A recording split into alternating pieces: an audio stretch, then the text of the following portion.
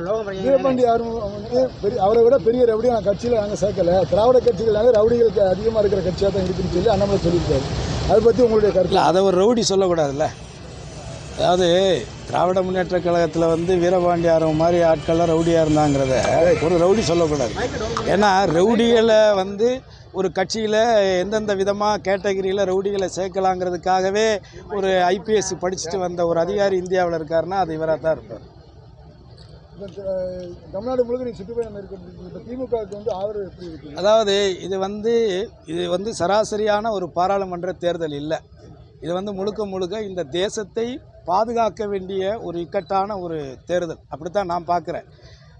ஏன்னா வெள்ளையர்கள் கிட்டத்தட்ட எத்தனையோ நூற்றுக்கணக்கான ஆண்டுகளுக்கு மேலாக இந்தியாவை ஆட்சி பண்ணி இந்தியாவில் உள்ள செல்வங்களை எல்லாம் சுரண்டி எடுத்துக்கிட்டு போனதை இந்த மோடியினுடைய பிஜேபி அரசு கடந்த 10 ஆண்டுகள்லேயே மொத்தத்தையும் காலி பண்ணிட்டாங்க.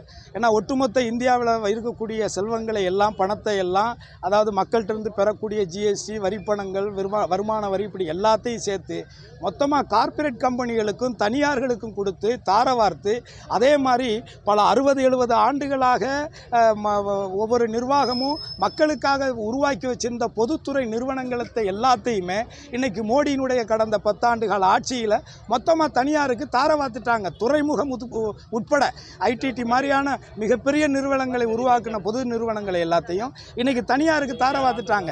இதை விட வேற என்ன ஒரு கொடுமை என்ன இருக்க முடியும்? ஒரு தேசத்தை ஆளக்கூடியவர்கள் அந்த தேச மக்களுக்கான நலனை பார்க்காமல், அவர்களுடைய இன்னல் துன்பங்களை கவனிக்காமல், தனியார்களை சந்தோஷப்படுத்த ஒன்றும் இல்லை. அம்பானியோட பையன் கல்யாணத்துக்கு ஒரு விமான நிலையத்தையே ஒரு இன்டர்நேஷனல் விமான நிலையமாக ஒரு தனியாருக்காக மாற்றுறாங்க இந்த அரசு. இது மக்களுக்காக ஏதாவது ஒன்று செய்யுமா?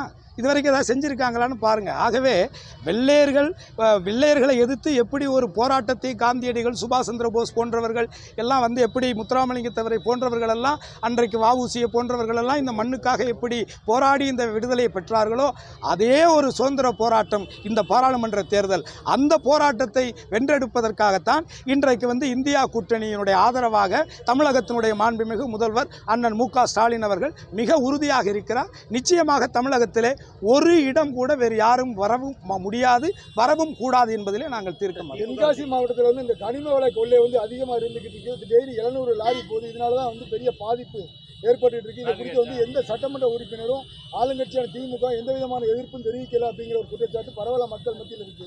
அதாவது இப்போ கனிமத்தினுடைய தேவையின் அடிப்படையில் அதுக்குன்னு ஒரு நிர்வாகம் வச்சு தான் இதுக்கு செயல்படுறாங்க. அப்போது தவறு நடக்குது அப்படிங்கிற பட்சத்தில் அந்த தவறை சுற்றி காட்ட வேண்டியது மக்களுடைய கடமை. அதற்கு பொறுப்பெடுத்து அதை சரி செய்ய வேண்டியது மாவட்ட ஆட்சியாளர்கள், சம்பந்தப்பட்ட அதிகாரிகள், சம்பந்தப்பட்ட ஆட்சியாளர்கள், சம்பந்தப்பட்ட துறை சார்ந்த அமைச்சர்களுடைய பொறுப்பு. இதை பற்றி நான் இந்த லோக்கல் இல்லை, எனக்கு இதை பற்றி தெரியாது. நிச்சயமாக அப்படி நடக்கும் பட்சத்தில் நிச்சயமாக இதை மாண்புமிகு தமிழகத்தினுடைய முதல்வருடைய கவனத்துக்கு நான் எடுத்துட்டு போறேன்.